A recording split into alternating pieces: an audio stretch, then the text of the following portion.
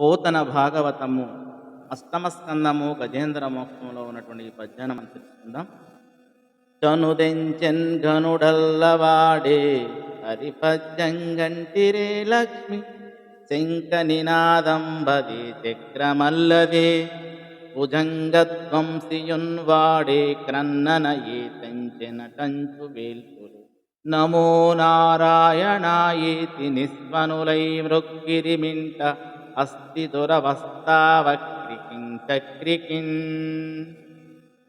గజేంద్రుని ఆర్తి పాపడానికి ఆరాటంగా ఆకాశంలో వెళ్తున్న శ్రీ మహావిష్ణువును చూసి దేవతలు అదిగదిగో మహానీయుడైన విష్ణుమూర్తి వస్తున్నాడు, అతని వెనుకనే శ్రీ మహాలక్ష్మి వస్తున్నది చూడండి, అదిగో పాంచజన్య శంఖధ్వని, సర్పాలను సంహరించేవాడు గరుత్మంతుడు అదిగో చూడండి వెంట వస్తున్నాడు అనుకుంటూ నారాయణునికి నమస్కారం అంటూ నమస్కారాలు చేస్తున్నారని ఈ పద్యభావం.